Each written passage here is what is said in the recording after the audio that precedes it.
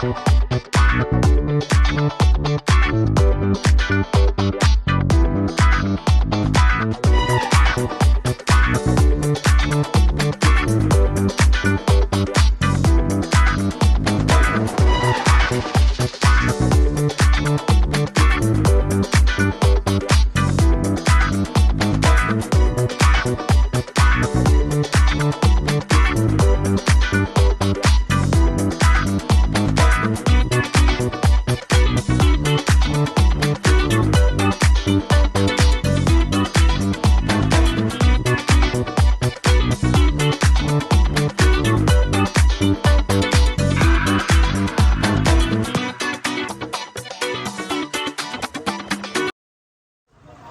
everyone, welcome back to my channel. खुलुमबाय बयखौबो बरायनो थाहरबाय आंनि YouTube चेनेलाव. So आङो फिन खेबसेबाव फैबावबायलाय दख'ना माखासे कालेक्शन नोंथांमोननि गेजेराव लाबोनो थाखाय आरो आं दंफैयो दायो उदालगुरियाव जिहेतु उदालगुरियाव थानाय बसुमतारी फेशन स्ट'राव दंफैयो आङो उदालगुरि विकलि मार्केट खाथियाव. जोङो माखासे शर्ट मुभि बनायगासिनो दङ आरो माखासे हगारखांबाय बे YouTube चेनेलाव. So जायफोरा नायाखै प्लिज अननानै जोंनि चेनेलाव थांनानै चेक खालामनो जाबाय. So बिदिब्ला जोङो दख'नानि जिहेतु कालेक्शन सफैदों बिनि भिडिअखौ स्टार्ट खालामबाय थानोसै. So फार्स्टआवनो आं देखायगोन मान्दार हेन्डलुम ब्रेन्डनिफ्राय. So बिदिब्ला नायलांबाय थादो आरो जायफोरा पसन्द जादों बिथांमोना स्क्रिनशट खालामनानै कन्टेक्ट नाम्बाराव सोंहरबानो जाबाय. कन्टेक्ट नाम्बारखौ जोङो होखागोन डिसक्रिपशनाव. So बिदिब्ला भिडिअखौ स्टार्ट खालामनोसै. So फार्स्टआवनो दङ नैबे बे जाहैबाय मान्दार हेन्डलुम ब्रेन्डनिफ्राय गोदान सफैदों आरोना दायो.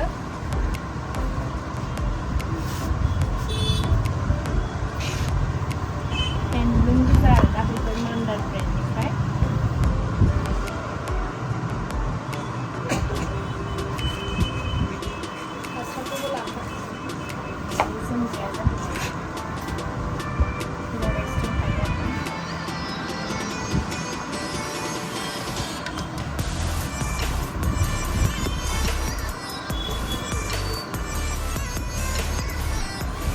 नेक्स्टआव दङ नैबे बेबो जाहैबाय मान्दार हेन्डलुम ब्रेन्डनिफ्रायनो ब्लु कालारनि आरोना. जायफोरा फसायदों स्क्रिनशट खालामनानै कन्टेक्ट नाम्बाराव सोंहरबानो जाबाय. प्राइसखौ फुल डिटेल्सआव खिन्थाजोबगोन आरो. ओमफ्राय बिनि जोमग्राया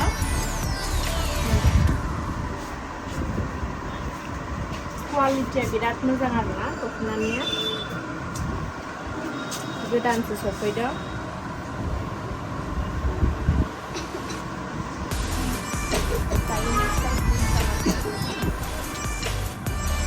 दायो नेक्स्टआव दङ ग्रीन कालारनि बेबो मान्दार हेन्डलुम ब्रेन्डनिफ्राय. डिफरेन्ट कालार मोनजोबगोन. माखौ फसायदों स्क्रिनशट खालामनानै कन्टेक्ट नाम्बाराव सोंहरबानो जाबाय.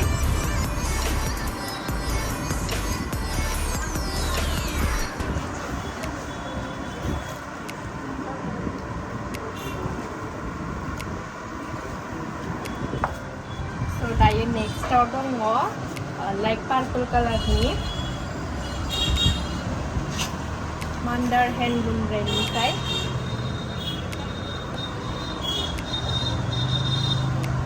क्वालिटिया बिराद मोजां दख'नानिया.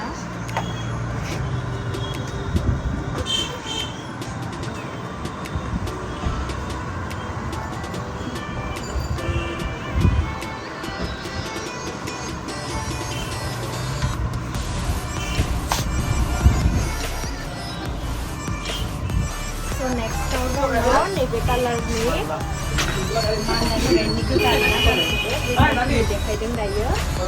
बिनि जोमग्रायाबो नैबे बिराद हेभि बिराद मोजां क्वालिटि आरो लरेक्स दंखाजोबो नालाय स्ट'राव बिराद शाइनि जागोन आरोना. फुजानि थाखाय बेबो लांफैदों नोङो. बिराद मोजां दङ. आंबो पसन्द जाबाय बे दख'नाखौ. आरो फास्रा आलादा दङ आरो नैबे दख'नायावनो नैबे फास्राबो दंजोबो. बे दख'नाया मोननै फास्रा दङ आरोना. मोनसेया बै बे एसे हेभिया आरो मोनसेया नैबे आरो मोननै फास्रा दं आर'नाइ design Itu tadi murah lambung. Kalau tadi Buat saya satu orang. Hei, itu kios merah ya teman ya. Ini makanan handset ya. Sudah selesai. next tahu dong nude color ni ada pun brand Lorex dong जायफोरा पसन्द जादों थाब लांफैबानो जाबाय contact नाम्बाराव सोंहरबानो जाबाय फुल details मोनजोबगोन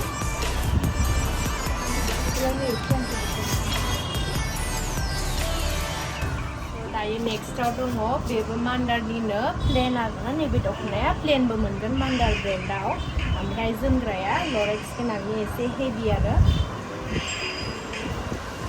आगर गोनां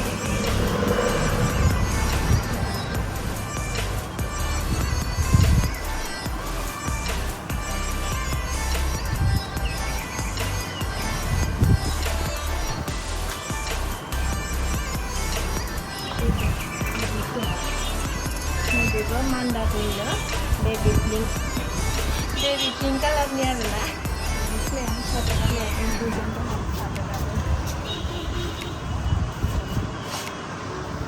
सादरा नै एसे हेभि आगर गोनां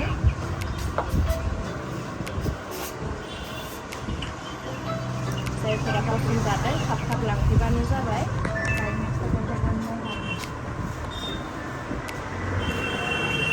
स' दायो नेक्स्ट क्वालिटियाव देखायगोन महर ब्रेन्डनिफ्राय दा नायलांबाय थादों महर ब्रेन्डनिफ्रायबो स' बेबो जाहैबाय महर ब्रेन्डनिफ्राय जि मोजांथार कालाराबो मोजांसो बिराद फसायो कालारखौ ब्लाउस नायनो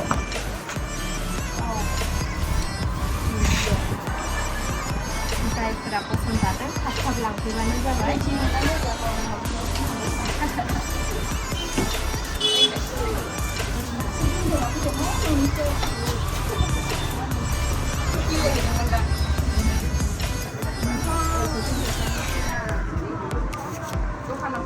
दायो नेक्स्टआव दङ महर ब्रेन्डनिफ्राय नैबे कालारनि पिंकजों बिराद साजिदों आरोना नैबे कालारजों पिंकजों रेड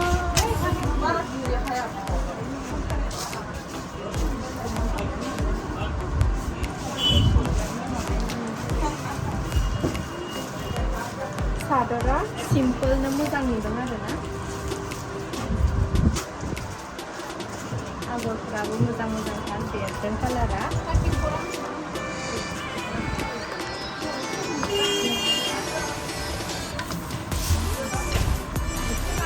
दायो नेक्स्टआव दङ महर ब्रेन्डनिफ्राय पिंक कालारनि बिराद अन्थाव कालार दंसोयो थाब लांफैबानो जाबाय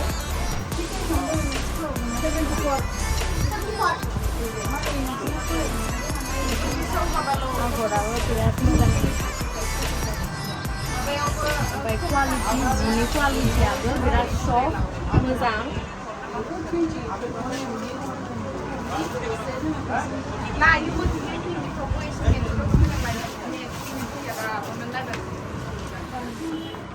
स' नेक्स्टआव दङ महर ब्रेन्डनिफ्राय रानि पिंक कालारनि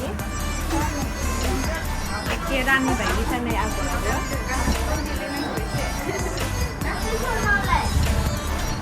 दायो फुजानि अफार फैबाय थादों लांफैबानो जाबाय फुजानि अफार फैबाय थादों आरोना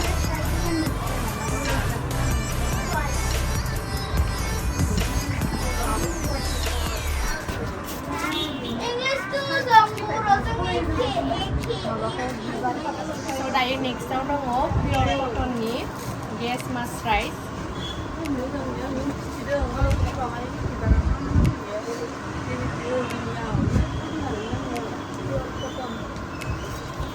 जोमग्राया जाहैबाय नैबे पियर कटननि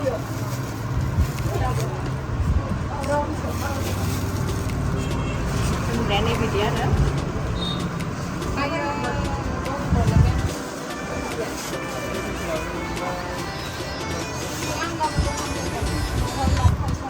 आरो जिथु बिबार ब्रेन्डनिया सफैयो आरो थाब-थाबनो लांफैयो। स' जायफोरा पसन जादों थाब-थाब लांफैबानो जाबाय। दायो एभेलेबल स्टकआव दङ, खिन्थु स्टकआव बारा गोबाव थाया, थाब-थाबनो जोबो बिबार ब्रेन्डनिया।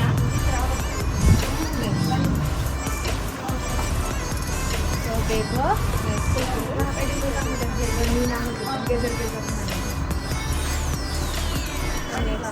कालार एभेलेबल दंमोन, कालारखौ बिहरनो स्क्रिनशट खालामनानै बिनि डिजाइननि कालारखौ बिहर होननानै बुङो। नेक्स्टआव दङ नैबे गेस मास्टार्सनि आरोना, बेबो कालारा एभेलेबल दङ। जायफोरा पसन जादों स्क्रिनशट खालामनानै कालारखौ सोंहरबानो जाबाय कन्टेक्ट नाम्बाराव। दायो फुजानि अफार सोलिगासिनो दङ। जोमग्रायानो बिराद मोजां हेभि होदों आगरखौ।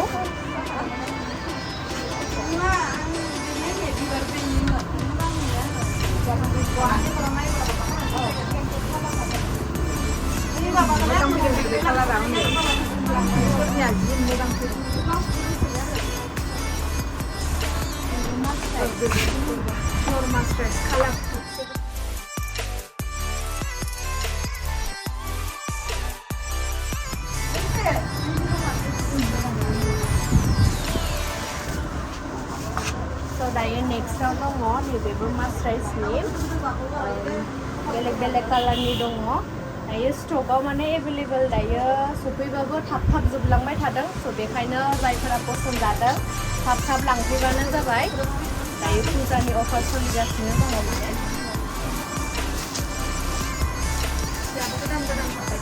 जियाबो दायो गोदान हाबबाय थादों आरो जोबलांबायबो थादों थाब-थाबनो फुजानि।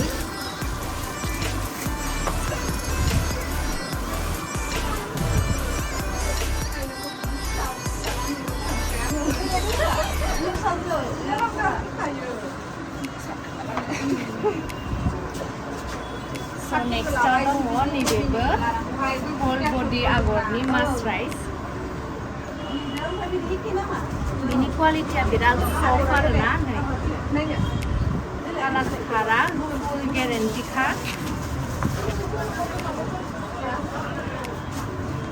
मास्राइसनि बिनि क्वालिटिया बिराद सफ्ट।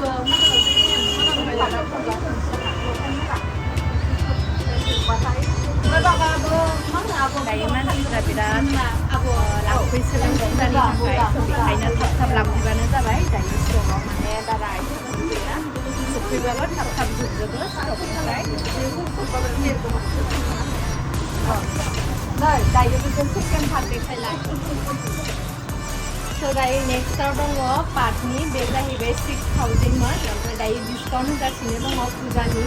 4000आव एभेलेबल कालार मोनजोबगोन नोंथांमोना माबायदि कालार नांगौ। स' जायफोरा पसन जादों स्क्रिनशट खालामनानै कन्टेक्ट नाम्बाराव सोंहरबानो जाबाय। फुल डिटेल्स मोनजोबगोन कालारा, आरो बे क्वालिटियावनो बेफोरबायदि मोनजोबगोन गासिखौबो। बेबायदि जेसां कालार दङ जायफोरा पसन जादों स्क्रिनशट खालामनानै सोंहरबानो जाबाय। वाइट जुरि दायो फैगोन, वाइट जुरि बे क्वालिटियानो वाइट जुरियाव होनानै। स' नेक्स्टआव दङ वाइट जुरि। स' बेबो 6000, दायो डिसकाउन्ट होगासिनो 4000आव फुजानि। दायो माने आं भिडिअ लागासिनो दंमोन, स' बेयावनो कास्टमारा पसन जाबाय, स' बेखौनो लांदों दायो। स' आरो मोनबावगोन बिदिनो एखे फैबावगोन, एखे क्वालिटिनि बिराद मोजां नुदों। स' दायो कास्टमाराबो मोजां मोननानै दायो बेखौ लाबायानो।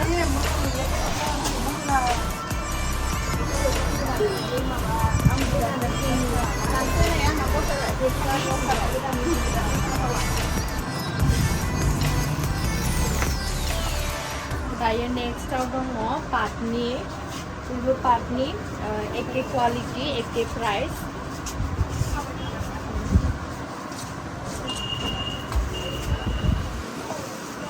बेलेग कालार मोनजोबगोन।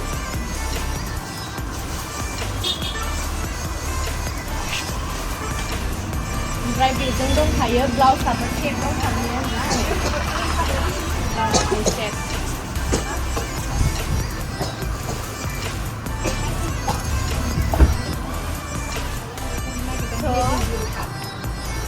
दायो आङो देखायनो नागिरदों हेभि जुरि पाटनि 17,000नि जायफोरनि माने हाबा एंगेजमेन्ट सेरेमनि दङ स' बेफोरनि थाखाय लांफैनो हागोन एभेलेबल दङ आरोना कालारा स्टकआव बे जाहैबाय हेभि जुरि पाट पटल ग्रीन हार्ट ना मा कालार होनो पटल ग्रीन गोदान दिनैसो कालेक्सन सफैनाय दिनै लानो हागोन मोनसे आं लाना होनोसै ने खोन्था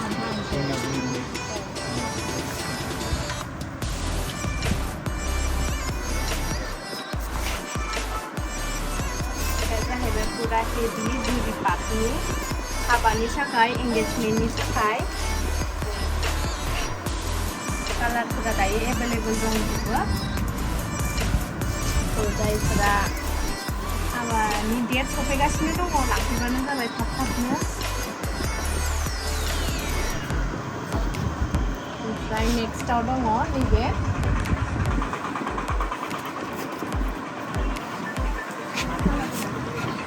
मा कालार होनगोन आब' मा कालार पिच अन्थाव कालार आरोना हाबायाव सोलिखागोन आरो बियो नांबाय थायो दायो जुरि पाटआवनो मोनजोबगोन बे सेम कालार मोनजोबगोन आरो एभेलेबलबो दङ स्टकआव जाहैबाय पियर इन्डिनि जितु पियर बे जाहैबाय क्वालिटि आरोना बेनि क्वालिटिया पियर इन्डिनि क्वालिटिया 16,000नि आरोना इन्दि पियर इन्दि आरो बियो बे जोमग्रा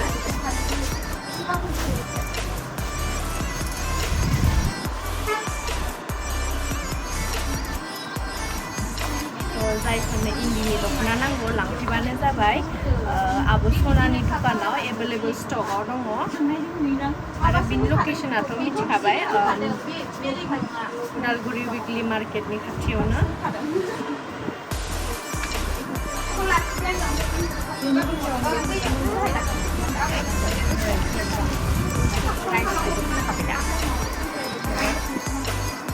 उपरावबो जागोन दे मिथिबायना बे जाहैबाय वाशेबल पाट दख'ना मुगानि आरोना बेबो बे जाहैबाय पाटनि वाशेबल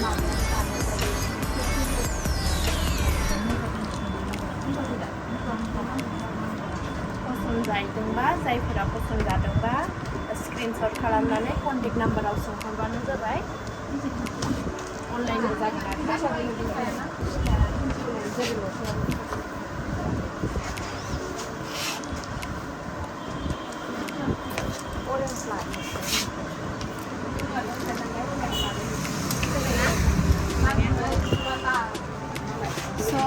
दायो आङो देखायगोन दख'ना बिदननि जायफोरा मोजां मोनो दख'ना बिदन गाननो बिसोरनि थाखाय आरोना नै फार्स्टआवनो दङ गोमो कालारनि आगर गोनांबो दङ माथा दख'ना आरोना बेफोरबायदि कालार मोनजोबगोन गासिबो एभेलेबल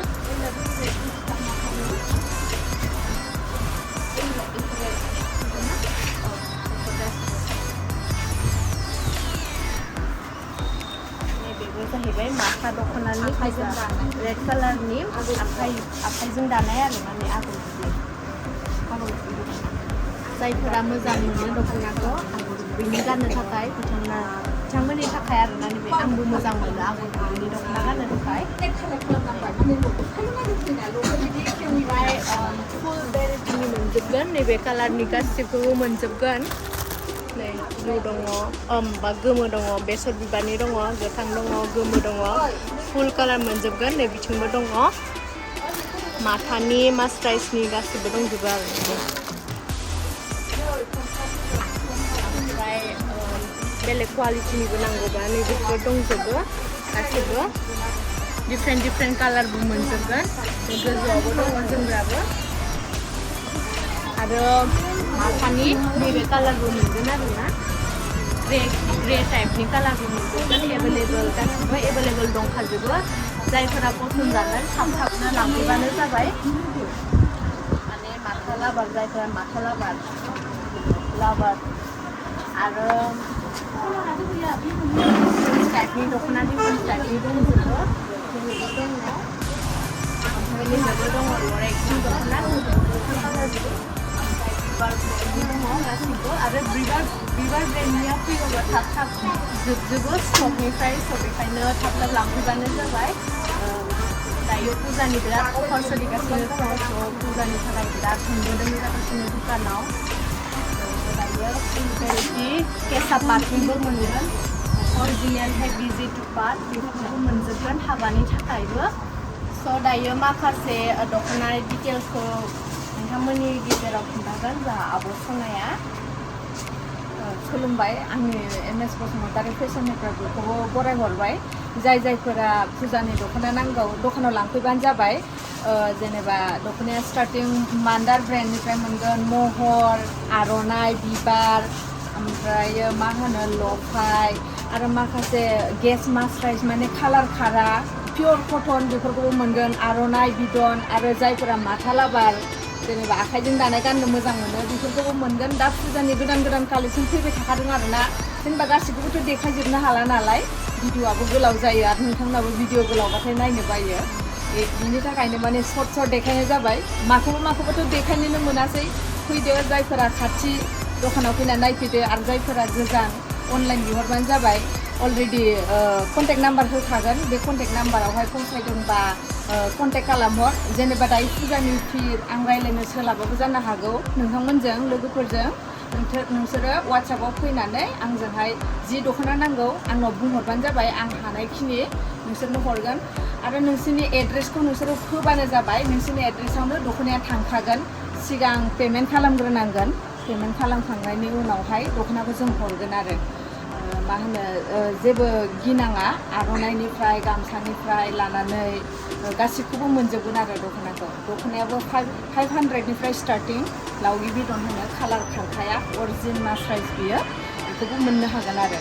500निफ्राय स्टार्टिं बिनि उनाव बहुत बेलेग माने रेन्जनि मोनगोन आरो माने नोंसोरो बेसेबां रेन्जनि दं होनबाथ' आं आन्दायखागोन नालाय नोंसोरो जायखौ मोजां मोनो वाट्सएपआव फैबानो जाबाय आं वाट्सएपआव अलरेडि आं थाखाबाय थायो अनलाइन वाट्सएपआव मोनगोन आरो